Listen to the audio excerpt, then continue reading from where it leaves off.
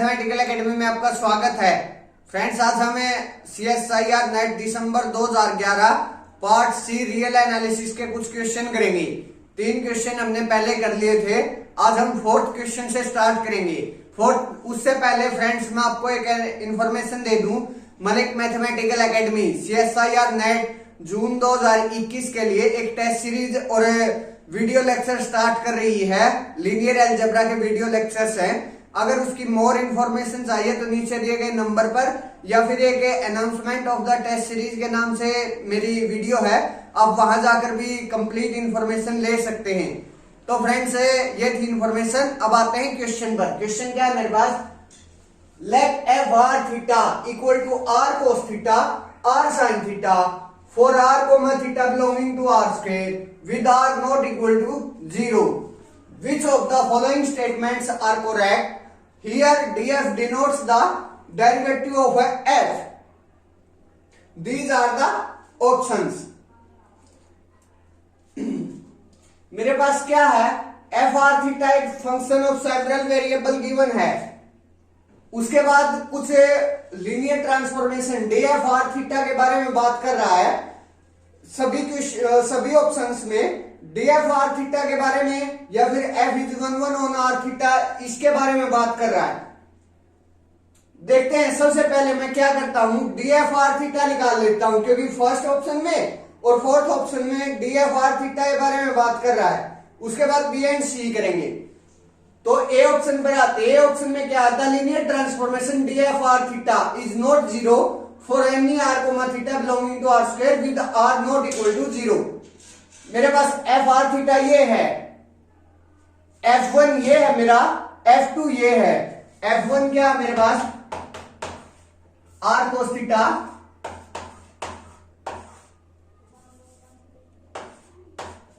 f2 क्या है मेरे पास, r sin theta.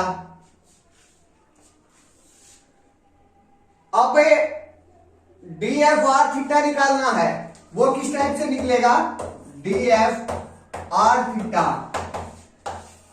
Jacobian matrix निकालनी है, मींस एफ आर थीटा की फंक्शन ऑफ सेवरल वेरिएबल में क्या निकालनी है, Jacobian matrix F are theta की। फर्स्ट फंक्शन क्या है मेरे पास, आर कोस थीटा, तो कर लिया एफ बाई कर लिया आर, कर लिया f1 बाई कर लिया आर, कर लिए f1 बाई कर ली थीटा, और सेकंड कर लिए f2 बाई कर ली आर, कर ली f2 बाई कर ली थीटा। ये निकालने हैं सबसे पहले मेरे को डी एफ आर थीटा के लिए। तो यहां से मैं क्या करता हूं, डी एफ वन बाई कर ली f1 बाई कर ली आर है, इसका with respect to R derivative करता हूं, तो मेरे पास कोस थीटा आ जाएगा।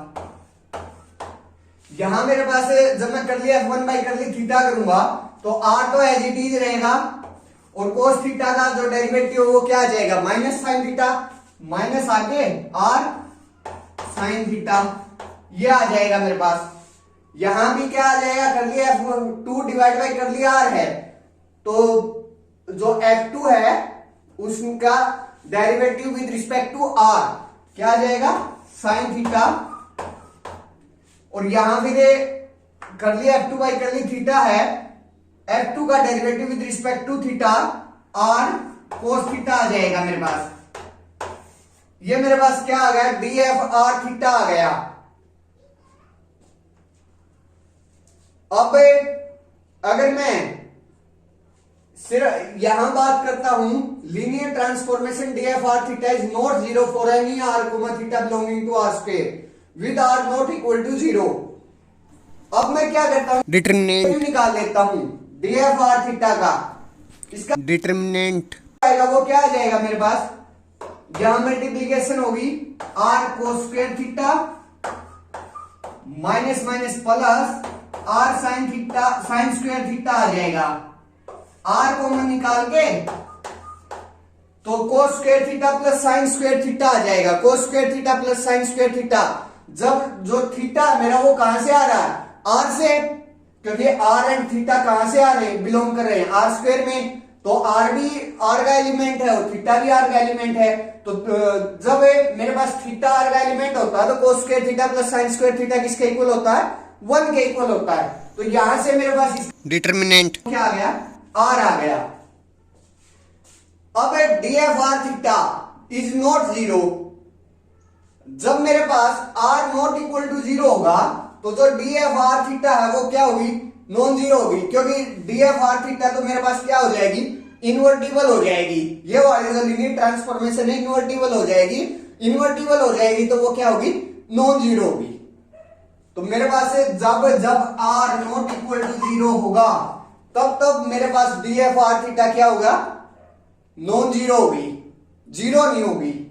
यही ये बात कह रहा है, ये वाला जो ऑप्शन है यही कह रहा है कि जो लीनियर ट्रांसफॉर्मेशन है is not zero for any R theta belonging to are square with R not equal to zero. Means ये वाला जो ऑप्शन है वो करेक्ट हो गया। अब डी ऑप्शन पर बात कर लू मैं। यही D F R theta equal to are square identity है। मेरे पास डी एफ आर थीटा क्या आया? ये आया है। क्या कभी ये आर स्क्वायर आई के इक्वल हो सकता है? For any R comma theta belonging to are square with R not equal to zero के लिए कभी भी नहीं हो सकता। तो मीन्स ये वाला जो ऑप्शन है वो रॉन्ग हो गया मेरे पास, क्योंकि मेरे पास डी एफ आर थीटा तो ये आया है cos theta minus R sine theta R cos theta. That's clear. ये मेरे पास आर स्क्वायर आई के इक्वल नहीं आया। नहीं आया तो ये वाला जो ऑप्शन है वो रॉन्ग हो गया। अब हम बात करते हैं बी एंड सी ऑप्शन में। बी एंड सी ऑप्शन में एक बार देख लेते हैं क्या कह रहा है। बी ऑप्शन कह रहा है मेरा f is 1 on r comma theta belonging to r square such that r not equal to 0। इसमें और इसमें अंतर समझिए। सबसे पहले तो इसमें जो डिफरेंस है वो समझिए। For any r comma theta belonging to r square with r not equal to 0 f is 1 on a neighborhood of r comma theta। इसमें तो बी ऑप्शन में ये कह रहा है कि जहां जहां भी मेरे पास r not equal to zero होगा, जहां जहां भी r स्क्वायर में मेरे पास r not equal to zero होगा तो मेरा f इज 1 हो जाएगा। f क्या हो जाएगा? 1 हो जाएगा। और इसमें कह रहा है कि जहां मेरे पास r not equal to zero होगा तो वहां मेरे पास एक नेबरहुड ऐसा मिलेगा जहां मेरा f 1 हो। ये तो complete R not equal to zero पर मेरे पास f11 बोल रहा है, और यहां मेरे पास सिर्फ एक ऐसा नेबरहुड मिलेगा जहां कम से कम एक ऐसा नेबरहुड मिल जाएगा जहां मेरे पास क्या हो, जब भी R not equal to zero हो तो मेरे पास वहां एक ऐसा नेबरहुड मिलेगा जहां f11 होगा। ये डिफरेंस है। ये कंप्लीट के लिए कह रहा है, ये एक पर्टिकुलर कम से कम एक नेबरहुड के लिए कह रहा है।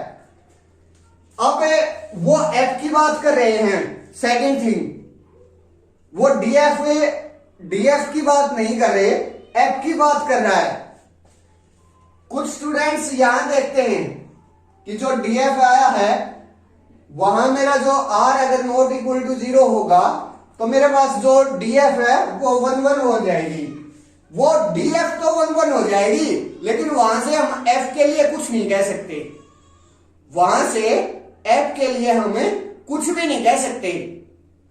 फॉर एग्जाम्पल इसी क्वेश्चन को देखते हैं। ये कह रहा है कि जहां भी r not equal to zero होगा वहां f 1 हो जाएगा। अगर df के अकॉर्डिंग चले तो ये बात ट्रू होनी चाहिए, लेकिन ऐसी ये बात ट्रू नहीं है। क्यों नहीं है? चेक कर लेते हैं।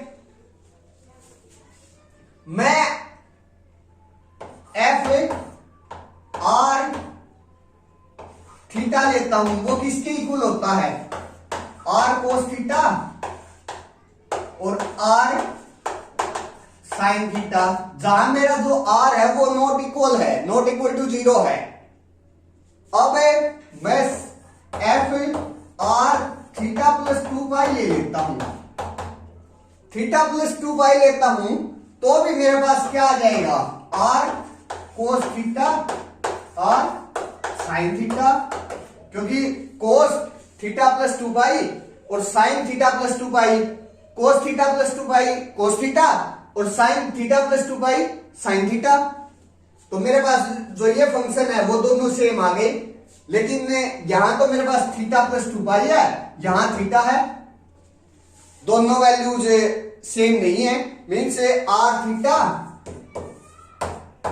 नॉट इक्वल टू है आर थीटा प्लस 2 पाई है ये। तो मेरे पास जो एफ है और आर मेरा नॉट इक्वल टू 0 चल रहा है, आर को मैं सेम ले लेता हूं, कुछ भी ले लीजिए, 1 ले लीजिए, 2 ले लीजिए, कोई भी नॉन जीरो रियल नंबर है। तो यहां से मेरे पास है F are theta equal to F are theta plus 2 pi आ गया। लेकिन हम लेकर तो अलग अलग पॉइंट से लेते और जो वैल्यूज है वो सेम आ गई, तो मेरे पास जो एफ है वो 1 1 नहीं हुआ कंप्लीट, जहां आर नॉट इक्वल टू 0 है आर स्क्वायर में। That's clear. लेकिन यहां मेरा आर नॉट इक्वल टू 0 में जो डीएफ है वो तो इन्वर्टिबल आ रहा है, इन्वर्टिबल के लिए इन्वर्टिबल आ रहा है, तो हम ये नहीं कह सकते कि वो पूरे जो हमारे पास पूरा कंप्लीट डोमेन है उस पर मेरे पास जो एफ है वो 1 1 हो जाएगा। लेकिन हाँ हम ये कह सकते हैं कि किसी एक पर्टिकुलर नेबरहुड में, किसी न किसी एक नेबरहुड में पक्का वो क्या मिलेगा, नॉन जीरो मिलेगा, सॉरी पक्का वो क्या मिलेगा, 1 1 मिलेगा। ये वाला जो ऑप्शन है वो तो रॉन्ग हो जाएगा।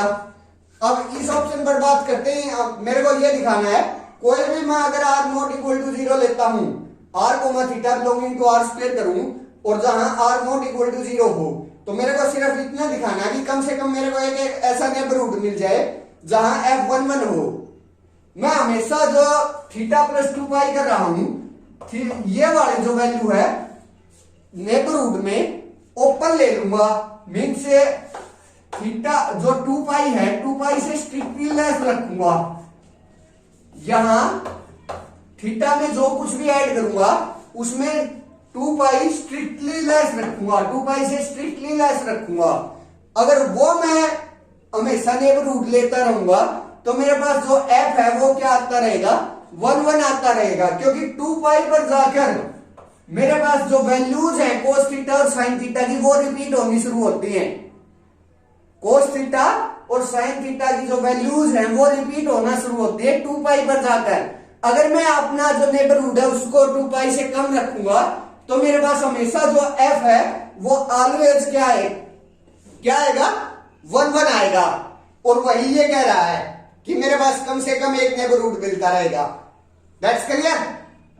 तो ये वाला जो ऑप्शन है वो क्या हो गया, करेक्ट हो गया। तो इस क्वेश्चन का जो आंसर है मेरे पास ए एंड सी है। नेक्स्ट क्वेश्चन, क्वेश्चन नंबर 5 क्या है मेरे पास, let f from r n to r n be the function defined by f of x equal to x norm of x का square for x belonging to r n, which of the following statements are correct, these are the options.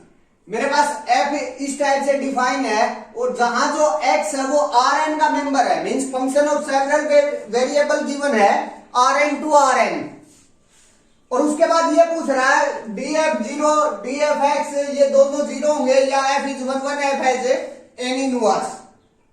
सीधी सी बात ये है कि in first दो option में तो F की जो डेरिवेटिव मैट्रिक्स बनेगी, मींस जो derivative linear transformation Jacobian matrix बनेगी, उसके बारे में बात कर रहा है। यहां मेरे पास है 1 1 और इनवर्स, एफ के 1 1 और इनवर्स होने के बारे में बात कर रहा है। तो सबसे पहले हम क्या करेंगे, उसकी जैकोबियन मैट्रिक्स पर बात करेंगे। जैकोबियन मैट्रिक्स में मेरे पास क्या है, डी एफ एक्स आएगा। अगर मैं डी एफ एक्स ये निकालूं, सबसे पहले तो हम एफ एक्स को देख लेते हैं एक बार। एफ एक्स में F1, F2, F3, F4 ये हैं क्या एक्चुअली में। डी एफ एक्स बाद में देखेंगे, पहले हमें उनके बारे में पता करना चाहिए कि जो F1 x है, क्योंकि यहां तो मेरे पास x और नॉर्म ऑफ x का स्क्वायर दे रखा है, इस टाइप से डिफाइन है। लेकिन x तो मेरे पास क्या है, Rn का एलिमेंट है, Rn का Rn टपल है उसके पास। तो अगर मैं x को क्या मानकर चलूं, x1, x2 और xn मान लेता हूं, इस टाइप से मेरे पास जो डिफाइंड फॉर्मूला है वो क्या है, x into norm of x का स्क्वायर होना चाहिए। तो सबसे पहले क्या करते हैं, इसका नॉर्म निकाल लेते हैं। नॉर्म ऑफ x क्या आएगा मेरे पास, square root, norm of x की बात कर रहा हूं मैं, जब स्क्वायर करेंगे तो उसका ये वाला जो स्क्वायर रूट है वो हट जाएगा। मैं नॉर्म ऑफ x का स्क्वायर ही निकाल लेता हूं, ये वाला जो स्क्वायर रूट है वो हट जाएगा। तो यहां से इसका स्क्वायर x1 का स्क्वायर प्लस x2 का स्क्वायर प्लस xn का स्क्वायर, ये मेरे पास क्या आ गया, नॉर्म ऑफ x का स्क्वायर। जो ये वेक्टर था उसका नॉर्म किया और उसका स्क्वायर आ गया ये मेरे पास।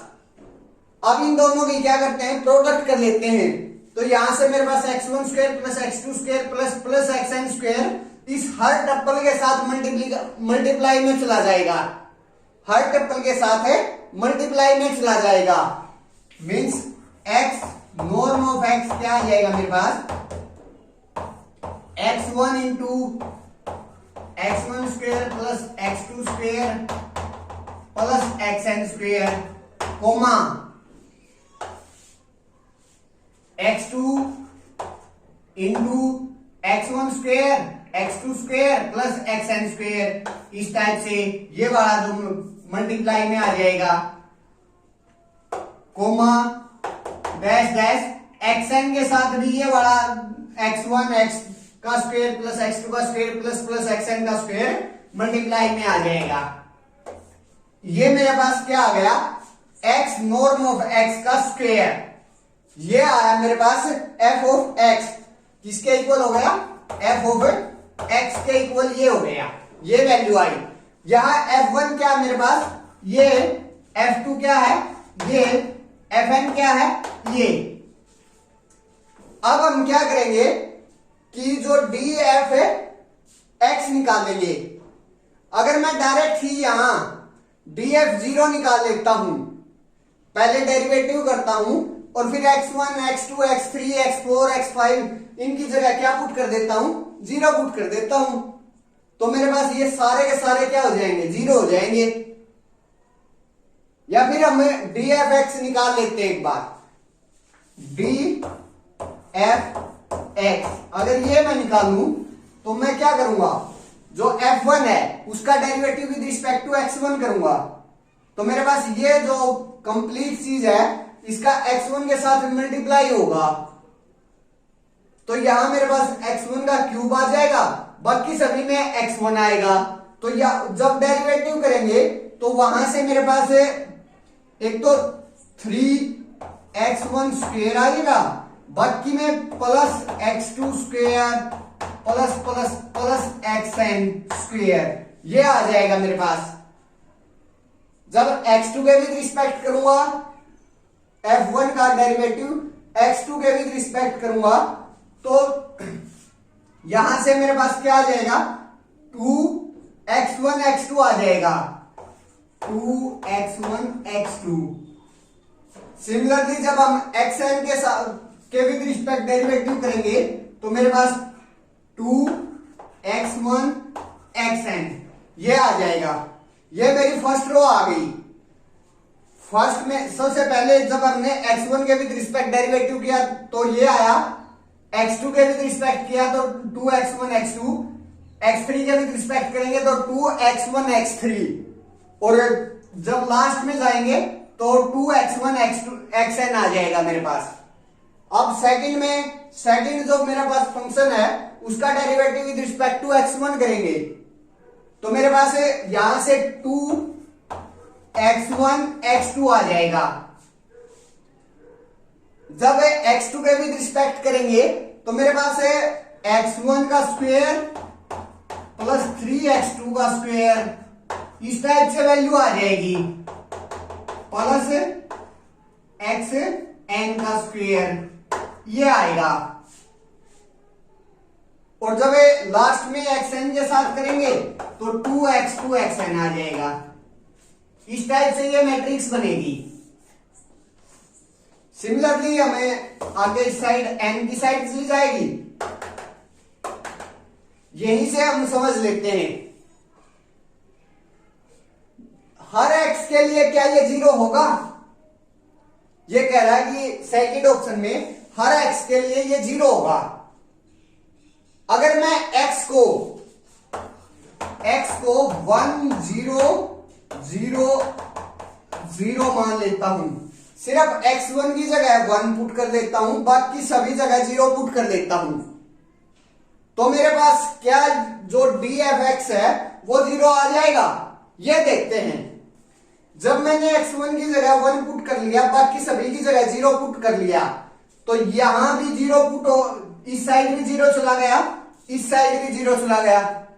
मीन्स सिर्फ और सिर्फ मेरे पास डायगोनल एलिमेंट्स पर क्या आएगा, डायगोनल एलिमेंट्स बचेंगे, बाकी हर जगह मेरे पास 0 है, क्योंकि इस साइड में मेरे पास x2 मल्टीप्लाई में है। मीन्स जो सेकंड टप्पल है, थर्ड टप्पल है, ये मल्टीप्लाई में है, कम से कम एक तो मल्टीप्लाई में है x1 के साथ, तो वहां से मेरे पास 0, ये वाले जो इस साइड इस टप्पल को छोड़कर बाकी उसके नीचे के जो एलिमेंट्स है वो 0 हो जाएंगे।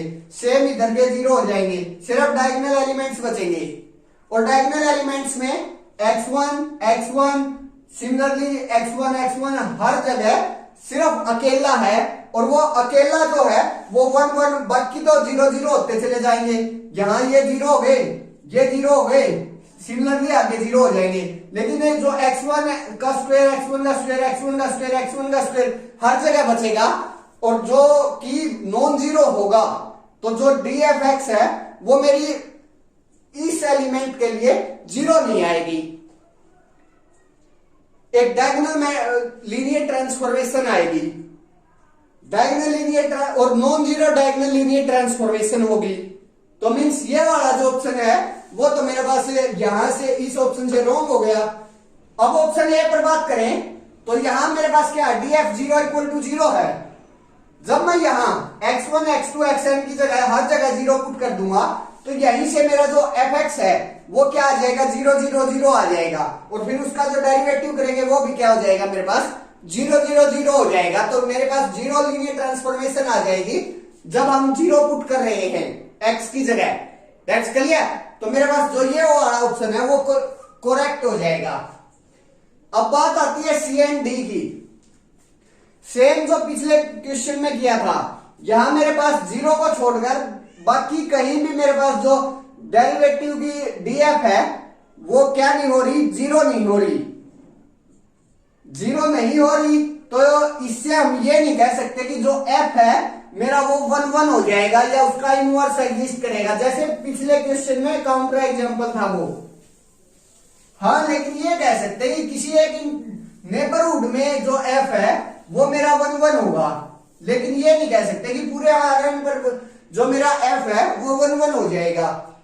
उसके लिए अगर हमें ये बात ट्रू निकालनी है तो प्रूफ करेंगे, और अगर फॉल्स निकालनी है तो मेरे पास क्या होगा, एक काउंटर एग्जांपल होगा। ये बात सबसे पहले हम प्रूफ की तरफ चलते हैं, क्या पता प्रूफ ही हो जाए। उसमें क्या करेंगे, हम fx इक्वल टू fy लेकर चलेंगे।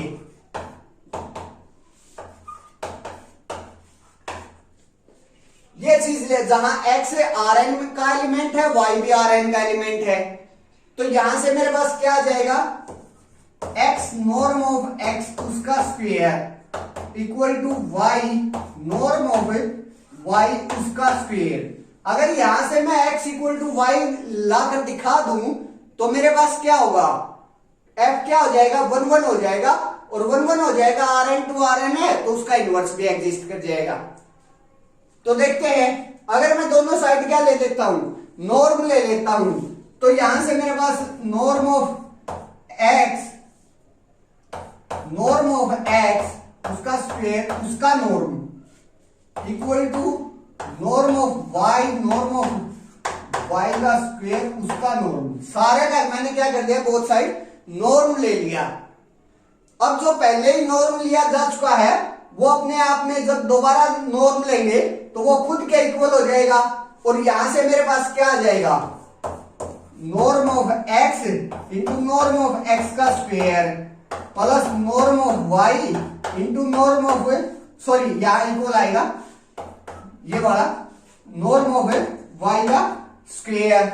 अब बेस सेम है तो पावर ऐड हो जाएंगी, तो यहां से मेरे पास क्या आ गया, नॉर्म ऑफ एक्स का cube equal to norm of Y का क्यूब। That's clear. अब नॉर्म ऑफ एक्स में मेरे पास एक रियल नंबर होता है और रियल नंबर का क्यूब किया गया बोथ साइड, तो मेरे पास वो रियल नंबर आपस में क्या होता है, इक्वल होता है। तो यहां से मेरे पास norm of x equal to norm of y आ जाएगा, क्योंकि नॉर्म ऑफ एक्स मेरे पास एक रियल नंबर है और रियल नंबर का अगर मैं क्यूब रूट करता हूं तो मेरे पास सिर्फ एक ही रियल नंबर आता है। That's clear. तो यहां से मेरे पास क्या आ जाएगा, norm of x equal to norm of y आ जाएगा, क्योंकि रियल नंबर का मैंने क्यूब रूट कर दिया। अब ये देखिए यहां से norm of x equal to norm of Y है और यहां से मेरे पास क्या है, एक्स नॉर्म ऑफ एक्स का square Y norm of Y का स्क्वायर। नॉर्म ऑफ एक्स एक रियल नंबर होता है, नॉर्म ऑफ वाई भी एक रियल नंबर होता है, तो यहां से मेरे पास है नॉर्म ऑफ एक्स का स्क्वायर नॉर्म ऑफ वाई का स्क्वायर दोनों इक्वल हैं, दोनों क्या है मेरे पास इक्वल हैं। यहां मेरे पास कोई टप्पल है उसमें मैंने किसी रियल नंबर को मल्टीप्लाई कर दिया, सेम रियल नंबर को मल्टीप्लाई कर दिया, तो यहां से मेरे पास क्या आ जाएगा, जो x और y थे वो भी क्या होंगे, इक्वल होंगे। क्या किया है मैंने, x और y थे उनमें मैंने सेम टप्पल को सेम रियल नंबर को मल्टीप्लाई कर दिया, तो मेरे पास ये वैल्यू सेम आई, ये जो वैल्यू आई वो सेम आई। तो यहां से मैं ये कह सकता हूं कि जो x और y है वो क्या होंगे, इक्वल हो जाएंगे, क्योंकि यहां मैं करके आ चुका हूं norm of x equal to norm of y है, ये वाली जो वैल्यू है वो सेम है और एक रियल नंबर है और एक रियल नंबर है, उसकी मल्टीप्लाई इन टप्पल्स के साथ की गई है। अगर मैं डिफरेंट टप्पल्स लेता तो और जो रियल नंबर्स है सेम रियल नंबर्स को मल्टीप्लाई करता तो उनकी जो मल्टीप्लीकेशन थी वो डिफरेंट होती। तो यहां से मेरे पास ये आ गया कि जो x है वो y के इक्वल है। f of x equal to f of y लेकर चला था और ये दिखा दिया कि x इक्वल टू y है, तो मेरे पास जो f है वो क्या हो गया, 1 1 हो गया और f 1 1 हो गया, rn टू rn है तो f के पास क्या होगा, मेरे पास इनवर्स भी एग्जिस्ट करेगा। तो इस क्वेश्चन का जो आंसर है ए सी डी आई। फ्रेंड्स अगर आपको मेरी वीडियोस पसंद आ रही है तो प्लीज वीडियोस को लाइक करें, शेयर करें और चैनल को सब्सक्राइब करना ना भूलें। साथ के साथ बेल आइकन भी प्रेस कर दे ताकि मेरी जो न्यू वीडियो है उसकी नोटिफिकेशन आप तक जल्दी से जल्दी पहुंच जाए। Thank you friends.